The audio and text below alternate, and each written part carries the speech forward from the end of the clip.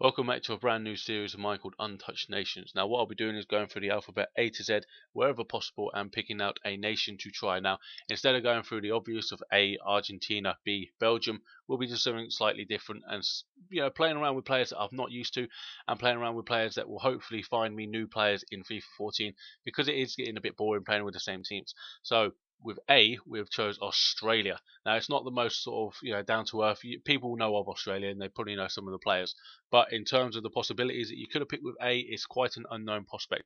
So what I'm doing is we're going to be playing 3 games of each team, and I'm going to be telling you just a small detail afterwards about how good I think they all are. So let's get into the squad. Now in goal we have Mark Schwarzer of Chelsea. I actually didn't know he was Argentinian, but asking around it seems I was the only person in the world that didn't know. Left back we have Scott Lowry of Millwall. And in the centre back positions, we have Williams of Millwall. As you see, I just flipped it around for the chemistry, and Sainsbury, the other one. And in the right back, we have Bolak, I believe it is, well, Bolyak. I can't pronounce his name. I do apologise. In the centre defensive midfielders, we have Uedenach and Hurd of Palace and Aston Villa, respectively. And in the centre mid position, we have arguably the best player in the squad in Tim Cahill.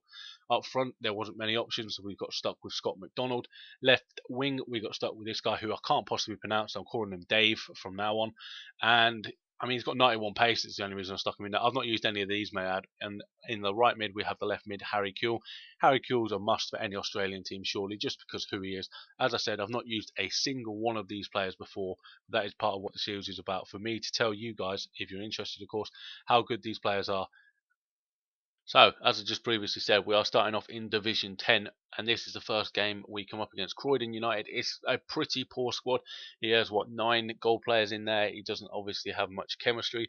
So it's one of them hit or miss games where you expect to win because, I've got the better chemistry, but you don't know what it's going to be like because I've not used this team. So, as if you've seen any of my videos, you'll see that I do like to keep the ball on the floor. I like to pass it around, and we get through here with a guy I'm just going to call Dave because I can't pronounce his name, and we get off to an absolutely fantastic start with Australia here. As I said, it's only Division 10, so there's only so much you can expect. But if we have a quick run through the team of what I thought of the players. Mark Schwarzer in goal, he does the job. There's no two ways about it. Goalkeepers are very hit or miss on this. Sometimes they'll have a great game for you, others they just won't turn up. Schwarzer for me was a bit like that as well. He saved a lot of half decent shots, but then he could have done better. I'm not blaming him there for that goal at all. That was just poor defending from me. But a couple of times he either spilt across or just should have caught it. And should have done better. Defensively, it was pretty solid. In terms of Lowry likes to get forward. Williams was decent enough at centre back with Salisbury or Sainsbury, whatever he was called. And the right back, honestly, was a bit non-existent, but he didn't do anything where you sort of realised he was out of position. Although he does get beat for that, I may say, just as I watched that back. But it was decent enough there by Williams to cover. But minus that one little mistake there, he didn't really pop into my mind as someone that's out of place all the time. So in that respect, I can't really motivate. In terms of the 2 centre defensive midfielders that I used in Hurd and Uedenach, as you see here, Tim Cahill, as I said originally, probably the best player in the squad, and well, he is, but I'll get on to him in a minute.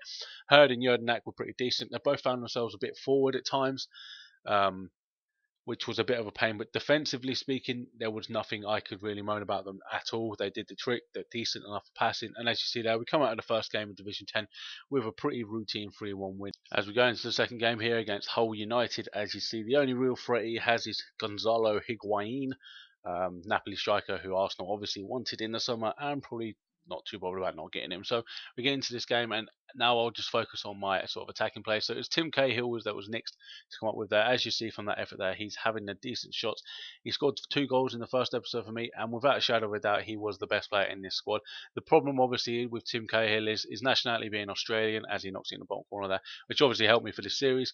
But in terms of building a squad around him, it's quite a pain. And now that he's not at Everton anymore, he's over in New York playing in MLS. It's sort of going to be quite hard to put a squad around him. Obviously, there's a certain aspect you could do for it, but in terms of his actual card and his playing ability, he was definitely the best player on my team. Now we focus on my left winger there, as you just saw. He hit the post. We're going to call him Dave again because I can't pronounce his name. He was pretty one track, in fairness, in such a way where, okay, he had 91 pace, granted, which was pretty decent, but that was it. As you see there, Tim Cahill make it 2-0. Tim Cahill, again, absolutely bossing it. Pretty much his pace was the only sort of aspect to him. He had an alright cost to him, which I guess if you're using him as a left winger is something you want. But in terms of any ability to finish, I know he scored the first goal for me. He doesn't really have much. As you see there, he puts a half decent cross in there. We should be doing better. And we come out of that game with another 2-0 win, courtesy of both times of Tim Cahill. Now we go into the final game here against Lewisham FC, and he has Raheem Sterling, Giroud, Walcott. That's frightening. Now, we couldn't get off to a worse start, as you see here, and it was pretty obvious this guy's tactic of just getting down the wing and knocking it into Giroud. And well, as I said, couldn't get off to a worse start, but we are 2 wins in, and straight after, the left midfielder that I'm banging on about does deliver himself a quality cross in there. Again, maybe I'm being a bit critical of him because he had pace and he could cross, and that's sort of what you want from a left winger. But for me, it was a bit too limited. Now, going on to Scott McDonald in the striking position, again, he was pretty average. He doesn't have much pace. I think it was freestyle weak foot, freestyle skills. So he is pretty one track. But as you see here, he does manage to muscle his way through. Got very lucky with it. I do cut that back. I'm not even going to lie about it. I'm still maintaining the fact that if you leave it open, I should exploit you. But Scott McDonald himself steps up and knocks it in. It's a pretty average penalty. He was my best penalty taker according to the stats, hence why he got it, and the fact he got fouled. It was a pretty average penalty.